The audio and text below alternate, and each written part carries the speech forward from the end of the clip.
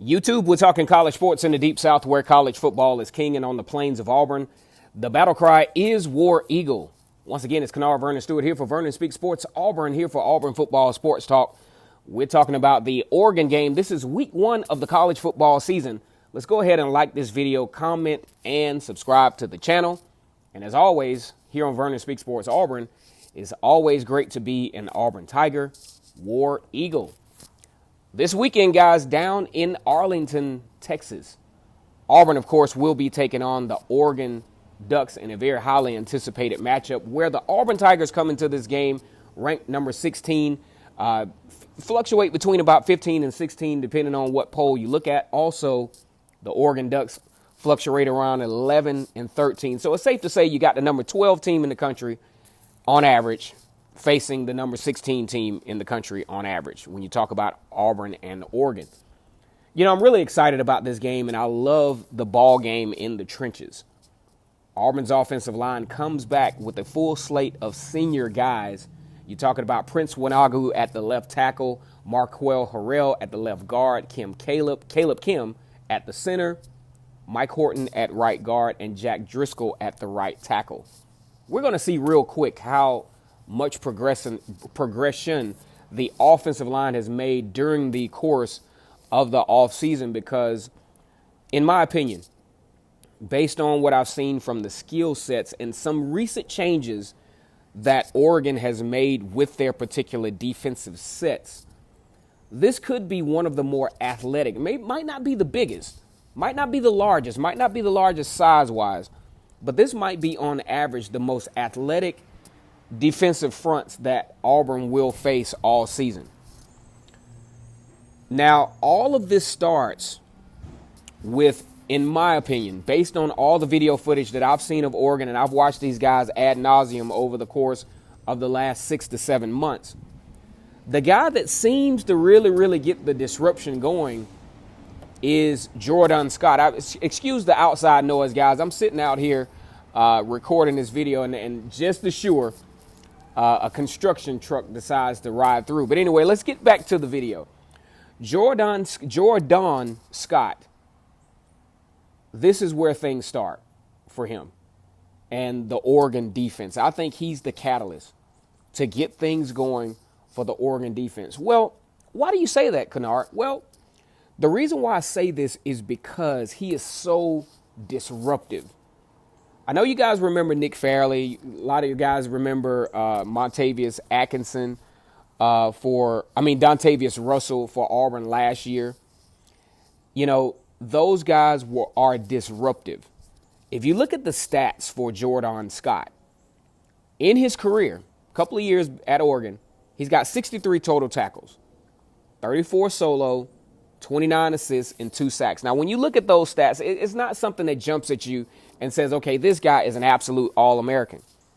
But you got to sometimes look at the facilitation of what a guy like Jordon Scott does for you. Not only is he big, but his first initial level of contact is so forceful.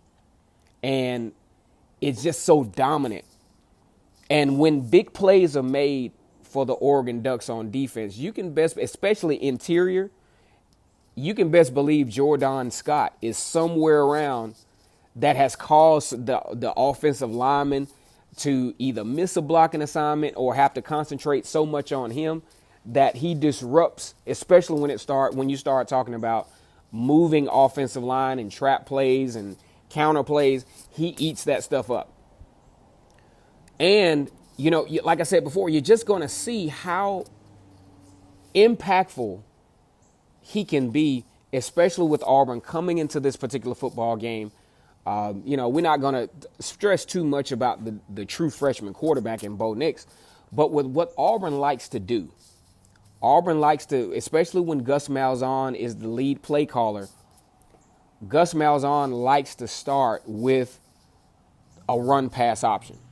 And usually that run-pass option starts in the middle, okay? And then it bounces out, and then it, you know, kind of makes some adjustments from there. And when you have a guy like Jordon Scott, 6'1", 322 pounds, a strong force right there in the middle of the football field, it could create some dangerous happenings for the Tigers, and they have to account for him.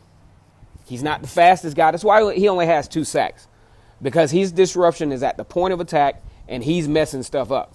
But now I actually saw him try to chase a guy, outside of the tackle box, and it just didn't happen. That's not his game. His game, they call him the mini fridge, right? Like most of you guys remember Refrigerator Perry that played for the Chicago Bears back in the day. That's what he did. He was disruptive. He's not going to chase you outside the box too tough. That's not his game. But his game is absolute disruption. Okay, so you all probably wondering, well, Kennard, why do you say that Oregon will probably have one of the more athletic defensive lines that Auburn will face? I mean, you got LSU, you got Alabama, you got Mississippi State that tends to have a pretty good defensive line. Texas A&M is starting to develop into what an SEC Power 5, SEC West defensive line looks like. Why do you say Oregon, out of the Pac-12, will have one of the more athletic defensive lines that Auburn will face? I'll tell you what. From what I can see here, Oregon has made some very interesting changes along the defensive line. Number one, Kayvon Thibodeau, most of you guys remember him, one of the probably the top recruit maybe out of last year's recruiting class, 2019. He was up there with Bo Nix and Owen Papal. I think he was rated a little higher than those guys. But either way, he's going to make the start at defensive end. Huge for the Oregon Ducks that he came in, and it turns out that his skill set will potentially transfer over to Power 5, Pac-12 high-level football, right?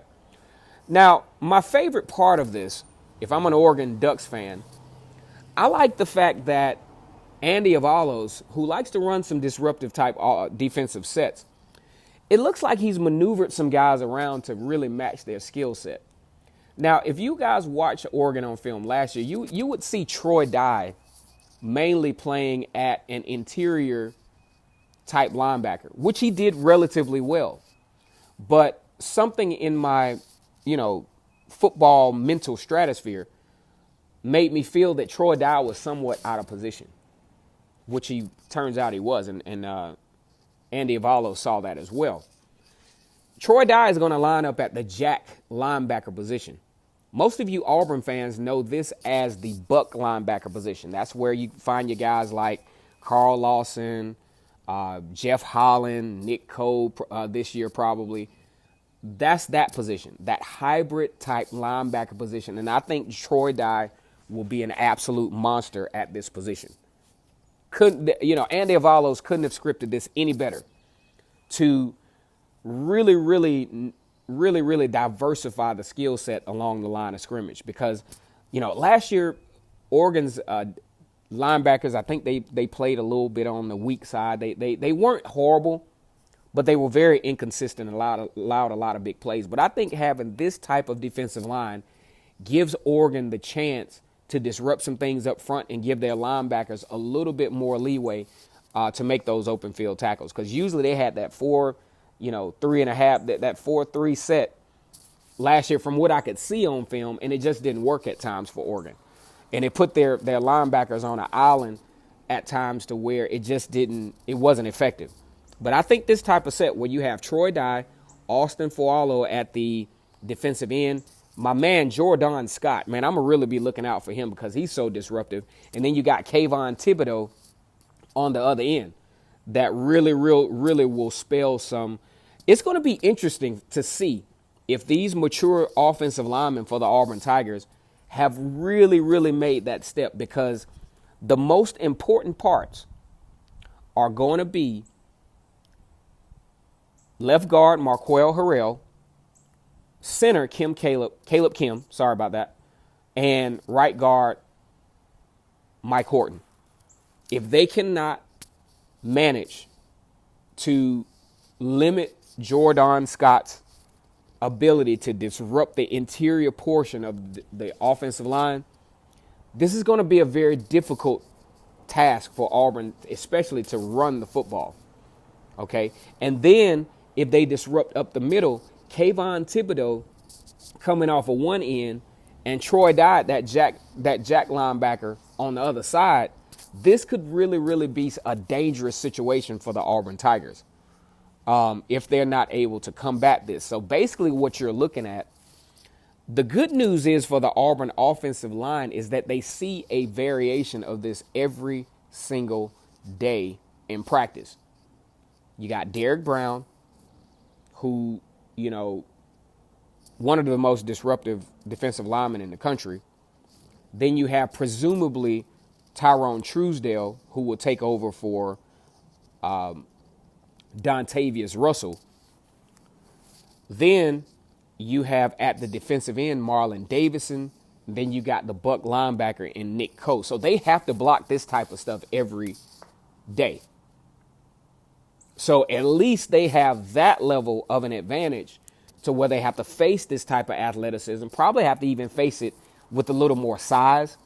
So very interested to see how Auburn responds to what will quite possibly be one of the most athletic defensive lines that they will face this year, led by my buddy.